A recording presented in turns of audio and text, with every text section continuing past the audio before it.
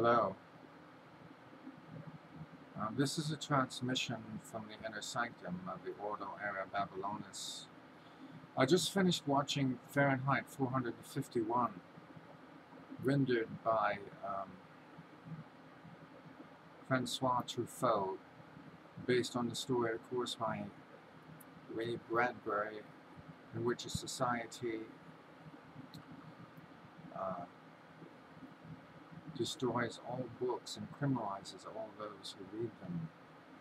It is a society which is intolerant to new or different ideas that run contrary to the social programming of the state-controlled media.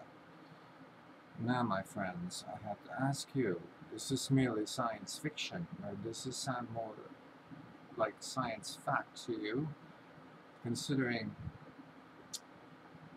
the present situation, the state of affairs, of which ideas, especially those that are non-conventional or do not conform with the status quo or the party line, shall we say, are immediately attacked, discredited, destroyed, and ignored altogether, so you never even know that they existed. This, of course, is robbing a whole generation of its informational wealth. How long can you allow this to go on? The censorship of ideas has now become quite affluent in the so-called social networking on the web itself. This is a very negative development.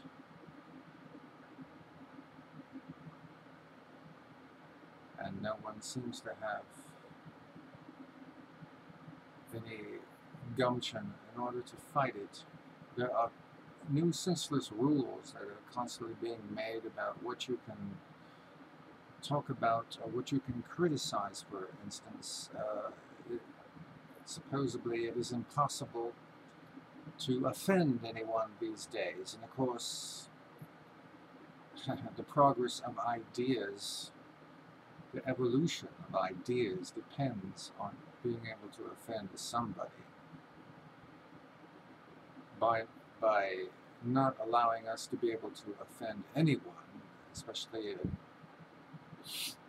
in matters of religion, which now has the strongest strictures of all,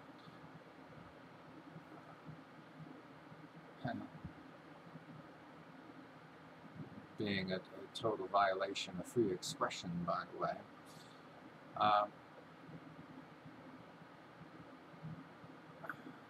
We are denying the ability to discover new ideas, new truths, and facts are being suppressed on a day-to-day basis by various special interest groups. Now I have to warn you, they're not all right-wing, rabid conservative types. In fact, at present, this is going to shock you perhaps, is that the left wing, the liberal wing, is responsible for more censorship being done on the web and various networks than the right wing. Certain subjects cannot even be discussed, so certain facts, of course, go ignored and unreported. Now, Fahrenheit 451, which is really a kind of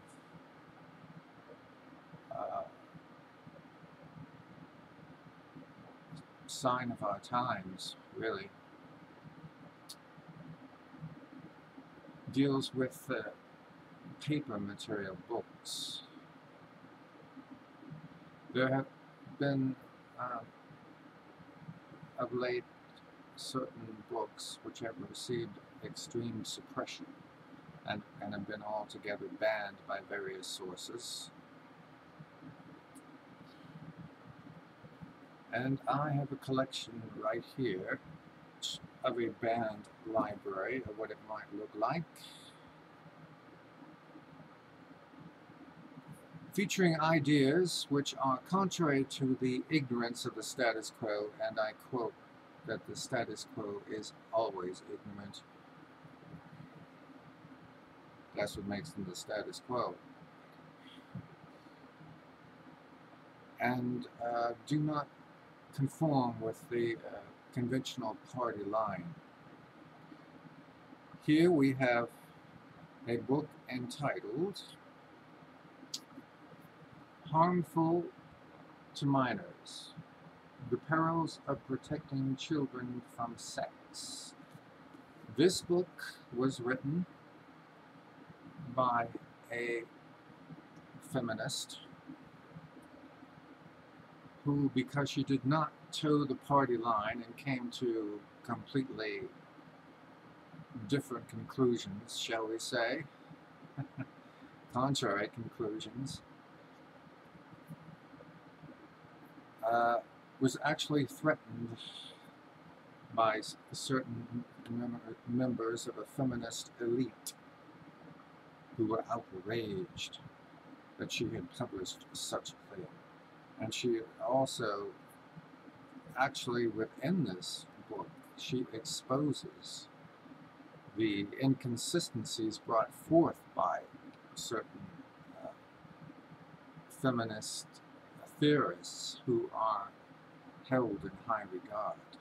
And that's what incensed them most about this book.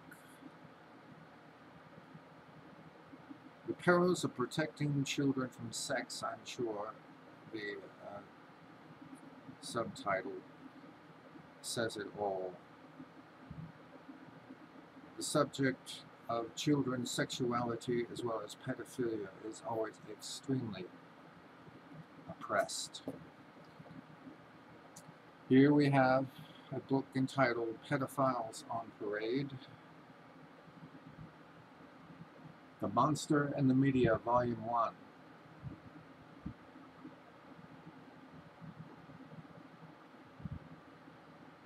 This book illustrates how the mass media is able to generate the image of the sexual monster and apply it to pedophilia in general. Even if it is completely erroneous and strictly for sensational or propagandic purposes.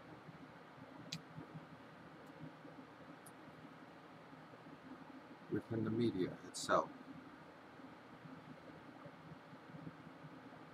It looks like we're already out of time here. I will now go on to part 2 of this presentation.